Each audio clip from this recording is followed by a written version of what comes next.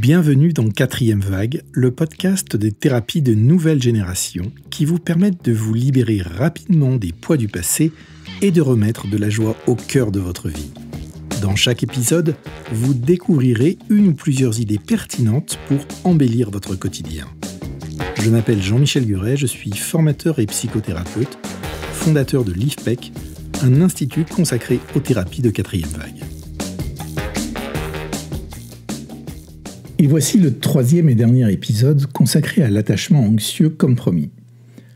Après avoir exploré les bases de la théorie de l'attachement et les dynamiques relationnelles complexes, comme par exemple la danse anxieuse évitante, nous allons aujourd'hui aborder dans cet épisode un sujet fondamental, celui de la guérison de ces blessures d'attachement. Si vous vous êtes reconnu dans certaines descriptions des épisodes précédents, rassurez-vous tout de suite. L'attachement anxieux n'est pas une fatalité. Jessica Baum, dans son livre « L'attachement anxieux, retrouver la sérénité et la sécurité dans vos relations amoureuses », nous offre des outils concrets pour apaiser nos blessures et retrouver une stabilité émotionnelle indépendamment des circonstances extérieures. Alors, comment calmer nos réactions automatiques face à l'insécurité affective ? Comment transformer nos relations pour qu'elles deviennent plus équilibrées et plus épanouissantes ? Nous allons donc explorer les clés de l'autonomie émotionnelle, la puissance de nos ressources intérieures et les pratiques qui favorisent des relations plus sereines. Et tout d'abord, guérir, c'est apprendre à s'apaiser soi-même. Le premier pas vers la guérison consiste à développer ce que Jessica Baum appelle l'autonomie émotionnelle. Il ne s'agit pas de devenir totalement indépendant ou insensible aux autres, mais plutôt de construire une base de sécurité intérieure qui nous évite de chercher systématiquement l'apaisement à travers notre partenaire. Souvent, lorsqu'un attachement anxieux est activé, nous ressentons une angoisse profonde, une peur irrationnelle de perdre l'autre, voire un besoin impérieux de recevoir une réponse immédiate à nos inquiétudes. Dans ces moments-là, le cerveau perçoit une menace et nous réagissons par la panique, la demande excessive ou à l'inverse par le repli sur soi. Jessica Baum raconte une anecdote personnelle. Dans une relation marquée par son attachement anxieux, elle vivait dans l'attente permanente de messages et de signes de réassurance. Lorsqu'elle ne recevait pas de réponse immédiate, son angoisse montait en flèche et elle se retrouvait piégée dans un cycle de doutes et de besoins obsessionnels d'être rassurée. Ce n'est qu'en apprenant à observer ses réactions, sans y céder immédiatement, qu'elle a pu commencer à reprendre le contrôle sur ses émotions. L'enjeu est donc de reconnaître cette peur et de l'apaiser de l'intérieur, plutôt que de chercher à tout prix une réaction externe. Cela passe par un travail de recentrage sur soi, un retour à une bulle de sécurité intérieure. Et pour nous aider à nous reconnecter à notre corps, l'apport de la fameuse théorie polyvagale est précieux. Nos réactions anxieuses ne sont pas uniquement mentales, elles sont profondément enracinées dans notre système nerveux autonome. Jessica Baum s'appuie sur la théorie polyvagale pour expliquer pourquoi nous réagissons avec une telle intensité émotionnelle face à certaines situations. La théorie polyvagale, développée par le docteur Stephen Porges, nous enseigne que notre système nerveux est conçu pour détecter les menaces. Or, lorsqu'on a connu des blessures d'attachement, notre cerveau a appris à percevoir certains comportements, une absence de réponse par exemple, un ton neutre, une sorte de distance émotionnelle, eh bien tout cela est perçu comme des dangers. Résultat, notre système nerveux sympathique s'active, générant alors une réaction de stress intense. Jessica Baum propose donc de travailler directement sur cette réactivité physiologique en apprenant à apaiser notre système nerveux avant de réagir. Voici un exercice simple et puissant, celui de la respiration ventrale pour retrouver un état de sécurité et calmer cette hyperactivation émotionnelle. Alors, voici comment faire. Tout d'abord, vous allez vous installer dans un endroit calme, en position assise ou allongée. Ensuite, je vous explique ce qu'on fait et puis on le fera juste une fois, sachant que cet exercice, vous allez pouvoir le prolonger sur une dizaine de minutes si vous avez le temps. Donc, une fois bien installé dans cet endroit calme, assise de préférence, je dirais, parce que au moins vous allez rester bien éveillé. Donc, vous posez une main sur votre ventre, la droite ou la gauche, et l'autre main sur votre poitrine.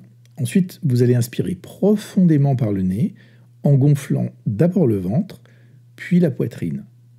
Ensuite, vous expirez lentement par la bouche, en laissant le ventre se dégonfler.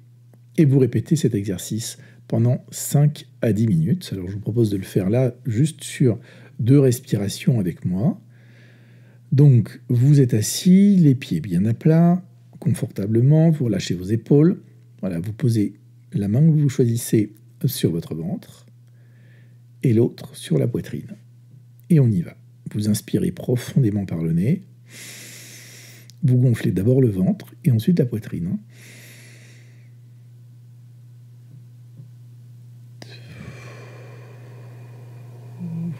Vous expirez lentement par la bouche, vous laissez le ventre se dégonfler, rentrer légèrement. Vous allez jusqu'au bout et vous répétez la même opération pendant 5 à 10 minutes. Une seconde fois.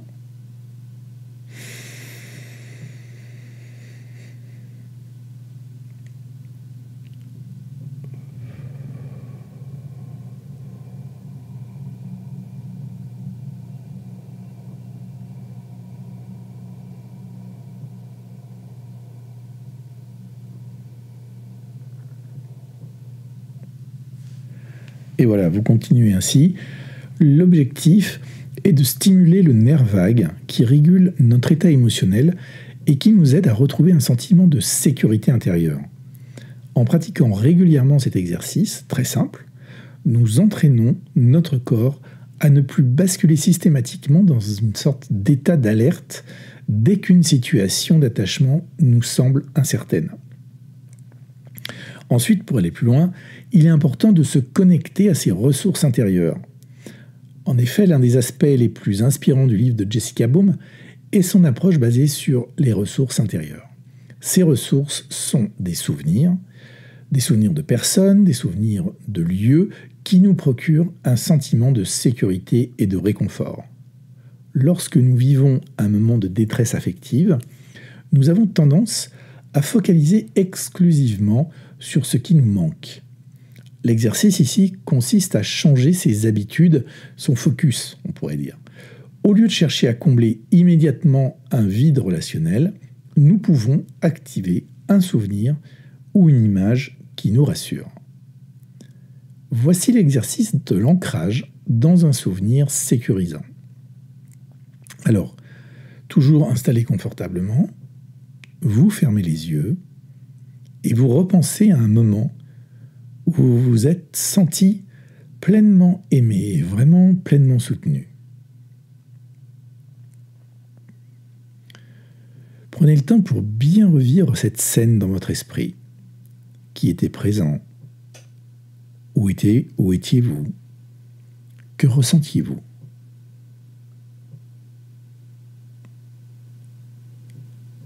Inspirez profondément et laissez cette sensation de sécurité se diffuser en vous sur l'expiration.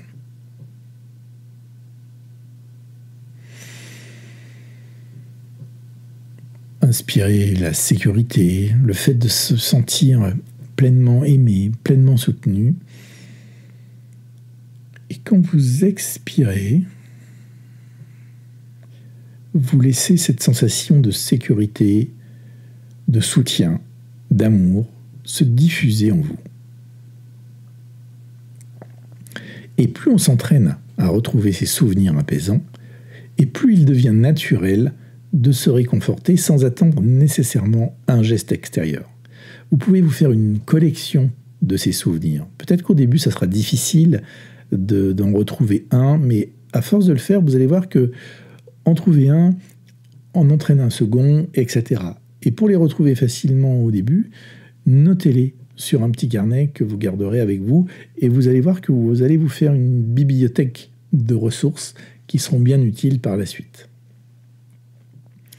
Ensuite, Jessica Boom nous invite à construire des relations plus équilibrées. Une fois que nous avons commencé à apaiser notre monde intérieur, nous pouvons, dit-elle, travailler sur nos relations extérieures. Et elle nous encourage à développer une communication plus authentique et plus sereine. Voici quelques principes clés. Par exemple, exprimer ses besoins clairement. Plutôt que d'accuser l'autre et de nous faire souffrir, apprendre à dire « je ressens cela et j'ai besoin d'eux ». Parler en « je » plutôt que parler en « tu », c'est la base de la communication non violente. Ensuite, poser des limites saines, savoir dire non lorsque quelque chose ne nous convient pas, sans crainte d'être rejeté. Pas facile au départ, je trouve que c'est beaucoup plus simple à dire qu'à faire, mais entraînez-vous. Juste une fois, observez ce qui se passe. Ensuite, vous pouvez également cultiver la gratitude relationnelle. Vous remarquez, vous appréciez les petites marques d'affection plutôt que de se focaliser sur les attentes non comblées. Regardez le verre à moitié plein plutôt qu'à moitié vide.